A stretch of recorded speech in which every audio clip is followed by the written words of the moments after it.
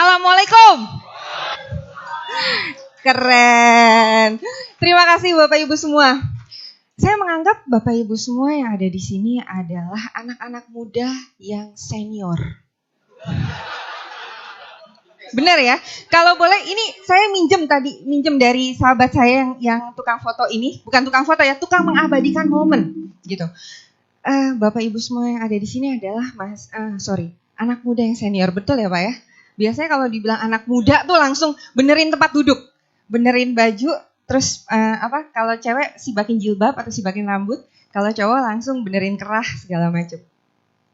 Bapak Ibu semua, nggak enak ya kalau anak muda, nggak apa-apa ya anak muda yang senior tetap saya panggil Bapak Ibu ya. Soalnya agak-agak panjang tulisannya.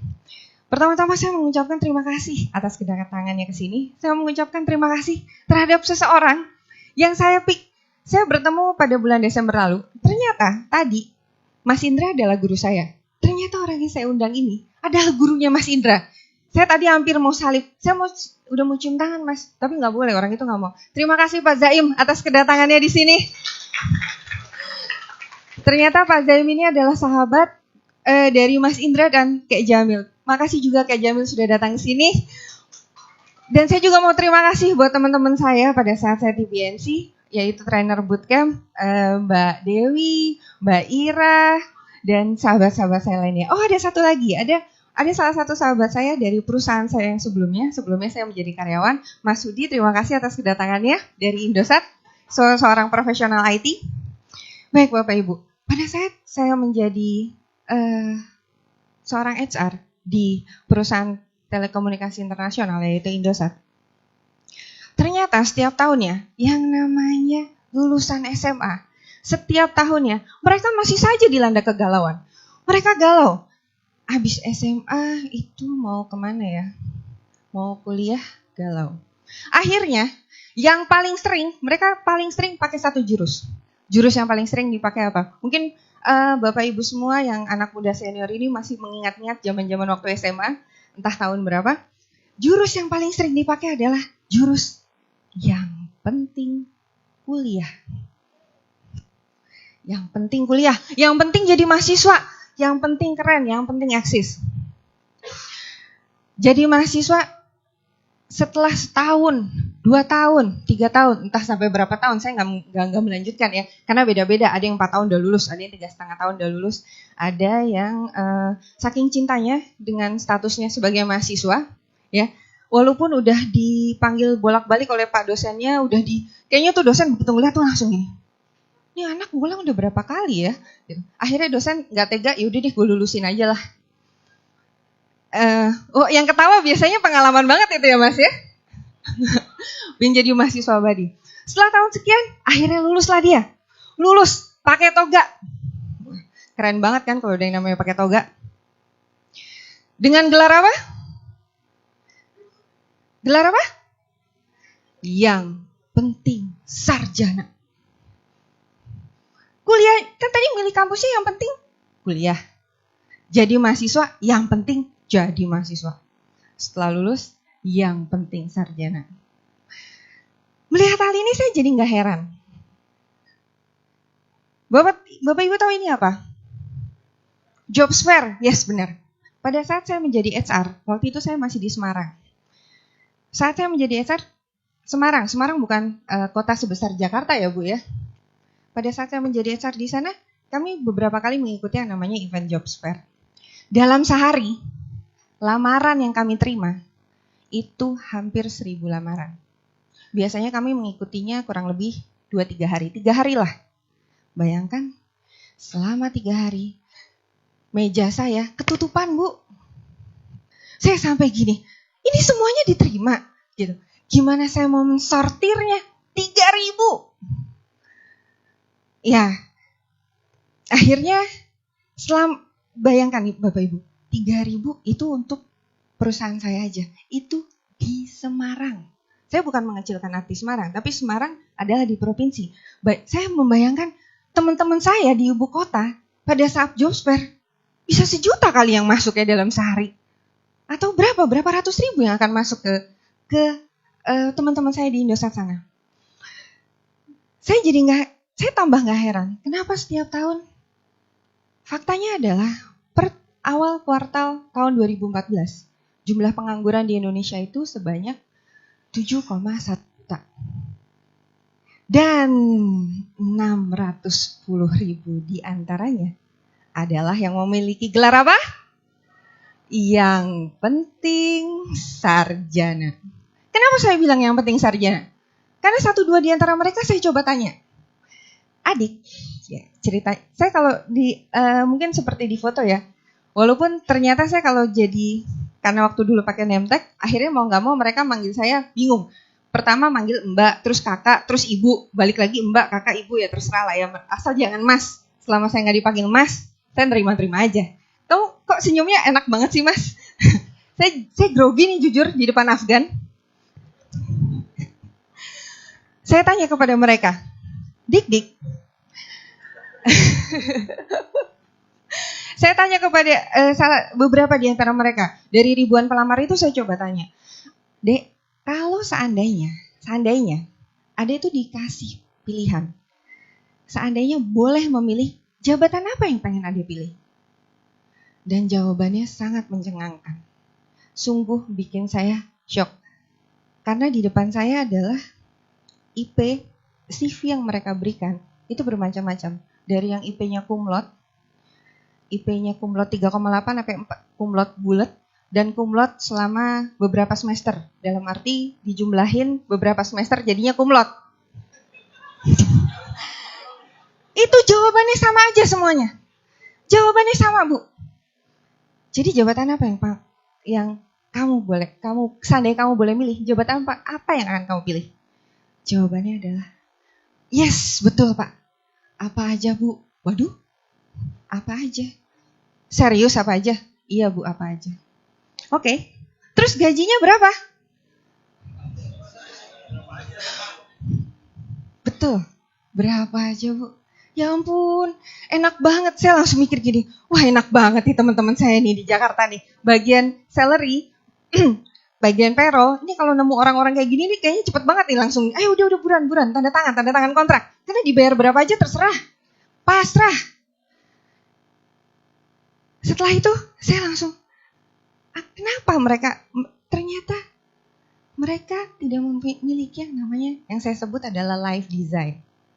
Mungkin Bapak Ibu semua pernah mendengarnya dengan nama merancang masa depan.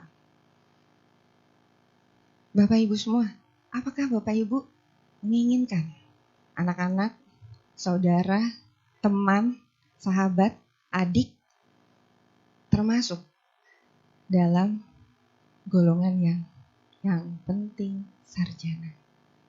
Sehingga pada saat di interview, yang penting dapat kerja, yang penting dapat gaji. Gak peduli mereka dari lulusan mana. Yang ada di meja saya ribuan itu, ternyata tidak semuanya dari Jawa Tengah. Ternyata dari Jogja. Kita tahu Jogja ada salah satu universitas yang terkenal di sana. Ada yang dari Bandung. Banyak universitas yang terkenal di Bandung. Ada yang dari Jakarta, yang sama alma maternya dengan saya.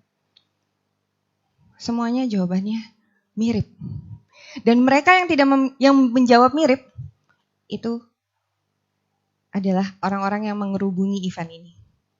Tapi tidak semuanya, saya yakin tidak semuanya mahasiswa atau sarjana yang seperti itu. Ada di antara mereka yang memang cerdas dalam memilih langkah berikutnya.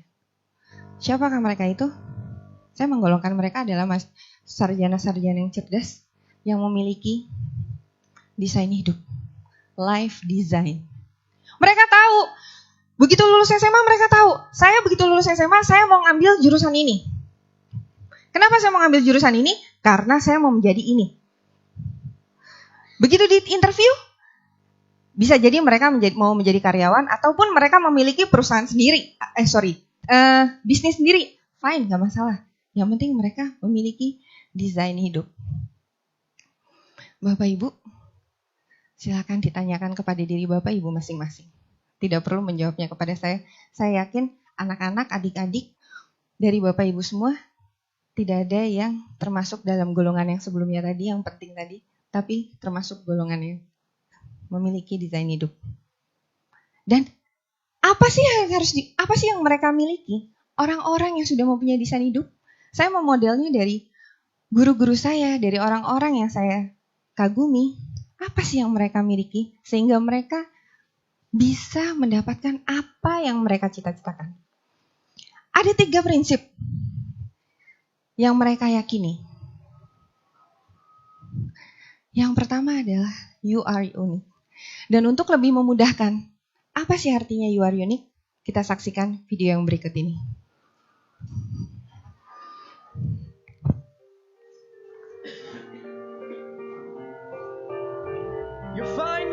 You are strong. You are brave. You are capable.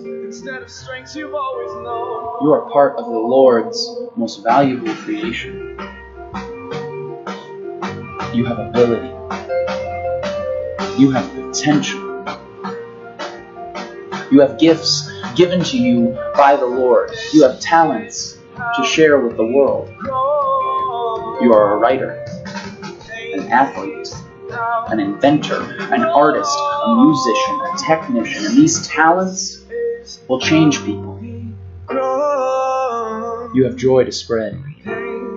You have jokes to tell, kind words to give, and wisdom to bestow. And that joy will change people. You are full of more amazing qualities, traits, and virtues than you could ever imagine, given to you by the Lord who loves you. Who loves you. Who loves you no matter who you are, whether you're the big man on campus or the small guy in the back of the line. Whether you like swinging baseball bats or you like swing dancing. Whether you're the fastest or the slowest, the tallest or the shortest, the skinniest or you could lose a few pounds. Whether you're captain of the team or last one picked. Whether your dad could beat up his dad or you never had anyone in your life who could fill that role. Whether you're the champion of champions or you feel like the loser of losers, regardless of who you may think you are, the reality is that you have a responsibility. Because you have a power inside of you. A power that was formed before the beginning of time in a secret place by the God of the universe. There is a man inside of you. Inside of each and every one of you that is waiting to burst forth and change the world. A man that loves, encourages, comforts, shares, teaches, laughs, cries, and who builds up those around him. That man is where your strength lies. That man is where your potential lies. And that man is where your gifts, talent, courage, ability, and joy lies. And your responsibility as a son of God is to find that man and to set that man free. And when he is set free, he will bring change to our broken world. You will bring change to our broken world. And any voices in your head that are trying to tell you differently are from the enemy. And the next time you hear them, this is what you say. You say, "Nuh-uh, not me, Satan. I am a son of the living God, treasured, entrusted, and loved above all things by the Creator of all things, for the glory of Him who is greater than all things. I am awesome, and don't you forget it. This is who you are." Pain is how He knows. This is. Yes, Bu. You are unique. Apa sih pentingnya buat anak-anak muda sekarang menyadari kalau diri mereka unik? Karena mereka tuh sering kali ngomong kayak gini. Beberapa anak muda, "Kenapa sih kamu gak mau punya life design?" "Iya, tapi kan Kak, kalau dia sih ya dia pintar, saya mah apa?" Sadarilah Bapak Ibu, kalau setiap kita itu unik. Kalau gak percaya, coba saling pandang-pandangan kiri kanan, ada yang sama gak? Ada yang sama. Kalau ini pengen disamain sama Afgan, saya tahu, pengen disamain. Berharap sebelahnya Afgan ya Mas ya. Ternyata kita ini semua unik. Ternyata kita semua ini diciptakan oleh Tuhan dengan segala kelebihannya. Mungkin dia bisa hebat menjadi seseorang penulis. Mungkin dia bisa menjadi apapun yang dia mau, asal dia tahu kalau dia adalah unik. Itu adalah prinsip yang pertama yang harus kita yakini. Yang harus anak-anak kita yakini, yang harus generasi muda yakini. Terus apa yang prinsip yang kedua? Bapak Ibu semua pernah? Mungkin yang lahirnya setahun sama saya, di sini ada di sini juga ada sahabat saya dari zaman SMA, satu geng sama saya. Thank you Deli udah datang. Hah? Nah, yuk mari kita tebak-tebakan. Yang pasti waktu saya kecil saya nonton ini aja. Langsung ketebak ya. Siapa ini? Agnes Monica. Apakah seorang Agnes Mo tiba-tiba muncul saat ini? Dari zaman saya kecil, dia meniti karirnya. Dari menjadi seorang penyanyi cilik, terus bintang sinetron. Dia cerdas, dia pintar, dia sangat tahu keunikan dirinya. Dan dia menikmati proses dari hidupnya. Dia nggak langsung ujuk-ujuk, aduh bahasanya ujuk-ujuk apa ini ya. Tiba-tiba, iya, saya ketularan Mas Taufik ini, ujuk-ujuk. Tiba-tiba menjadi seorang Agnes Monica. Berapa banyak artis, saya contohkan artis yang kita semua tahu. Kita semua nonton TV ya Mas ya? Nonton TV kan Mas? Tahu ini? Agnes, temennya Afgan ini loh, Agnes Monica. Oh, temen SMP. Masya Allah. Pengen dong? Oh, fitnah. Ada yang gak terima. Rangga. Oh, ada Rangga di sini ya. Rangganya Cinta ya. Cintanya mana Mas? Saya ngefans. Ada teman saya yang ngefans banget sama Dian Sastro. Seorang Agnes Monica, dia menikmati prosesnya. Sehingga dia bisa menjadi Agnes Monica sekarang. Kebanyakan anak muda sekarang mereka nggak mau yang menikmati yang namanya proses. Bahkan buat makan Indomie, makan mie instan sekalipun, kayaknya gue pengen mie instan nih, ting, langsung ada mie instan di depannya. Padahal hanya sebuah semangkuk mie instan aja ada prosesnya ya. Mau ke warteg dulu, ketahuan banget nih dulu anak kuliahannya ke warteg urusannya. Ke warnet zaman saya tuh udah ada warnet, udah ada. Oh ya. Agnes Monica, dia mengikuti yang namanya proses. Inilah prinsip kedua yang harus diyakini anak muda sekarang, yang harus diyakini oleh anak-anak kita, saudara-saudara kita, adik-adik kita, bahwa segala sesuatunya itu ada prosesnya. Mungkin kita melihat sekarang Agnes Monica atau siapapun yang kita kagumi, dia menjadi hebat. Tapi jangan kita hilangkan proses yang sudah dia lalui. Pasti ada prosesnya. Dan saya yakin itu. Semua orang yang saya kagumi, semua orang yang saya jadikan role model, mereka ada proses yang mereka lalui. Dan proses itu tidak 1 hari, 2 hari, 1 jam, 1 tahun, 2 tahun, bahkan seumur hidupnya beliau itu masih berproses. Ini adalah prinsip yang kedua yang seharusnya diyakini oleh kita semua, oleh anak-anak kita, saudara-saudara kita, adik-adik kita. Lalu apa prinsip yang ketiga? Ini adalah prinsip yang harus diyakini oleh adik-adik kita, anak-anak kita, saudara-saudara kita. Live by design, not by default. Sekarang udah tahun 2015. Dengan adanya MEA, kita bersaing dengan negara-negara tetangga, berarti kita harus siap ya Bapak Ibu ya. Kita harus mempersiapkan anak kita untuk bisa berbahasa Inggris. Karena ternyata pada saat saya di Bali, bahkan kota pariwisata seperti Bali yang banyak banget bule ke sana, ternyata lulusannya tidak banyak yang bisa bahasa Inggris. Wow. Live by design, not by default. Hidup itu harus terdesain. Kenapa sih orang sering bilang kayak gini? Ah Mbak, saya mah hidupnya udahlah mengalir aja lah apa adanya. Gak ada masalah. Hidup yang gak terdesain itu seperti kayaknya kita capek, kayaknya kita udah ngelakuin apapun, kita udah capek, tapi kok kita di sini-sini aja. Itu seperti hamster. Saya kalau tadi pakai tikus saya agak-agak gimana kalau pakai hamster aja ya, lebih lucu ya hamster ya. Saya begitu tadi dibilang tikus saya langsung madep belakang loh. Oh, enggak, yang ini enggak pakai contoh. Seperti hamster dalam roda putaran. Kayaknya dia tuh lari semalaman kenceng, tapi dia enggak kemana-mana. Begitu dia udah selesai, dia masih di situ-situ aja. Hidup yang gak terdesain itu adalah layaknya hidup seperti hamster yang dalam putaran. Muter di situ seharian, capek, keringetan, tapi tetap aja di situ-situ aja. Makanya dia bilang, kenapa saya gak kemana-mana? Kenapa saya gak bisa? Karena dia tidak mendesain hidupnya. Dia tidak memiliki prinsip ini. Kalau kita udah punya prinsip, kalau anak-anak kita, adik-adik kita sudah memiliki 3 prinsip ini, oke, gue itu unik, oke, gue harus melalui sebuah proses agar menjadi sempurna, dan gue akan hidup by design, not by default. By default itu standar hidup yang STD, kalau anak sekarang ngomong STD, BGT, STD bingits. Nah, nyambung ya Mbak ya ngomongnya ya. Ya, walaupun saya tetap pusing kalau baca SMS dari anak-anak Gen Y. Gitu. Terus apa sih langkah yang harus dimiliki oleh mereka semua? Ada 2 langkah. Ada 2 langkah simpel. Langkahnya simpel. Yang pertama adalah choose, discover you. Apa sih discover? Mengenali diri kita.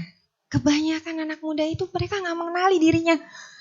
Mengenali diri itu mengerti passionnya apa, tahu apa sih passion kita. Passion itu bukan ini ya, passionnya keren banget, itu fashion, pakai app katanya. Passion itu apa sih yang membuat kalau kita mengerjakan itu tuh gak ada lelahnya, gak ada matinya. Mau orang mencemooh, mau orang tepuk tangan atau mencemooh, kita gak ada matinya. Itu adalah passion, sesuatu yang membuat mengenergize kita. Passion itu adalah energizer buat diri kita. Discover itu menemukan passionnya, menetapkan tujuan hidupnya, menetapkan cita-citanya, dan merancang langkah-langkahnya. Kebanyakan anak muda itu, mereka hidupnya coba-coba.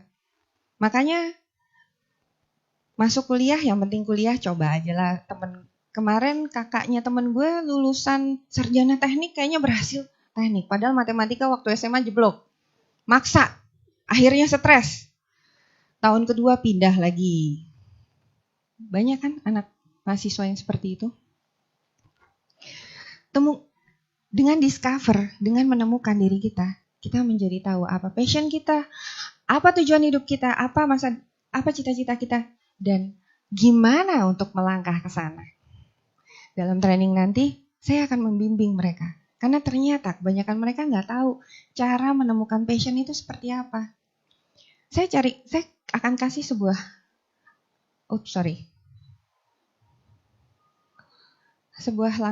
contoh yang simpel. Ada seorang mahasiswa universitas yang terkenal di Indonesia, letaknya di Jakarta. Dia tahu banget passionnya dia. Passionnya dia itu adalah mendesain. Kebetulan sama. Tapi mendesain ini benar-benar mendesain baju. Dia ingin dia tahu tujuan hidupnya. Dia ingin menjadi seorang desainer. Dan dia masuk ke universitas yang ada di Depok sana. Dia mengambil jurusan Fakultas Sastra Perancis. Kenapa? Saya sempat kaget. Kok nih anak ngambil sastra Perancis? Begitu saya tanyakan, kenapa kamu ambil sastra Perancis? Karena pusatnya desain dunia, pusatnya fashion dunia ada di Perancis. Untuk saya menaklukkan Perancis, saya harus bisa berbahasa Perancis. Gak cukup saya bisa bahasa Inggris saja, Kak. Terus gimana dengan tujuan hidup kamu? Kamu ingin menjadi seorang desainer? Gak masalah, Kak. Setelah pulang kuliah, dia ngambil kursus desain, dia ngambil kursus menjahit, dia mengambil kursus itu semua. Yang membimbing dia, yang lebih mendekatkan dia untuk tujuannya. Itulah contoh mahasiswa yang sudah menemukan dirinya sendiri, mengenali dirinya sendiri. Dan langkah yang kedua adalah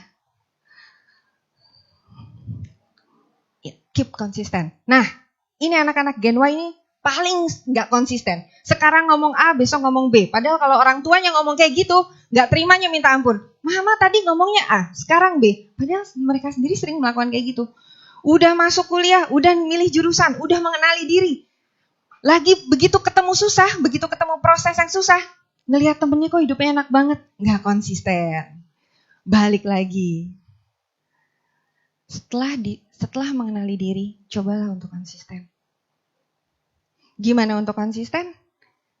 Ada cara-caranya. Dan itu kalau saya jelasin bisa sampai ntar maghrib. Saya nggak enak. Masih ada satu lagi teman saya yang akan tampil. Baik Bapak Ibu, itulah 2 langkah yang harus dimiliki oleh adik-adik kita. Gimana untuk membuat sebuah grand design hidupnya. Sehingga begitu selesai dari training saya, mereka akan mempunyai blueprint hidupnya sendiri. Bapak Ibu, saya akan menutup training ini dengan sebuah survei ini. Bapak Ibu tahu ini apa? Iya, saya pun belum pernah ke sana. Saya berharap akan ke sana. This is Harvard. Udah mirip ya bahasanya, Harvard. Latihan dulu ini. Ini adalah Harvard. Suatu waktu pada beberapa tahun yang lalu diadakan sebuah survei kepada mahasiswa Harvard Business School. Kepada mahasiswa itu ditanyakan, apakah kamu sudah menuliskan tujuan hidup kamu dengan jelas dan kamu menetapkan langkah-langkah apa yang supaya mendekatkan kamu ke tujuan kamu? Jawabannya ternyata hanya 3% yang menjawab yes. Saya sudah menuliskan saya sudah menuliskan tujuan hidup saya, langkah-langkah saya dengan jelas. 3%. 13% menjawab. 13% menjawab. Ya saya punya goal sih, saya ada. Nih kebanyakan anak-anak muda ada juga nih yang tipikal kayak gini. Iya Kak, saya tahu, saya mau jadi inilah, tahu. Terus udah ditulisin? Enggak. Ya tahulah, pokoknya ada di pikiran saya. Padahal begitu selesai dari situ, penyakitnya apa? Lupa, betul. Kelihatan banget ini anak muda yang senior semua. Dan ternyata sebanyak 84% tidak memiliki goals sama sekali. Mungkin mereka udah pede ya, lulusan Harvard. Ya iyalah mereka lulusan Harvard lah ya.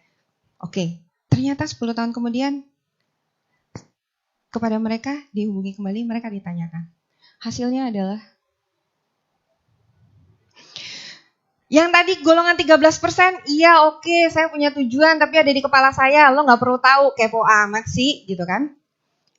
Semua tujuan hidup saya ada di kepala saya, gak perlu saya tulisin. Ternyata mereka memiliki penghasilan 2 kali lipat lebih besar daripada yang gak punya goals sama sekali. Harvard gak punya goals, ternyata seperti itu. Harvard punya goals cuma di kepala, penghasilannya 2 kali lipat. Dan gimana yang menghasilkan 3%? Ini semangat banget ya ininya. Terlalu sensitif kayaknya ya. Ternyata yang 3% menghasilkan 10 kali lipat. Sang 3% menghasilkan 10 kali lipat daripada semua yang 97% ini. Bapak Ibu sekalian, saya memilih untuk berada di yang 3%. Bagaimana dengan Bapak Ibu sekalian? Saya Star Sisi. Assalamualaikum warahmatullahi wabarakatuh.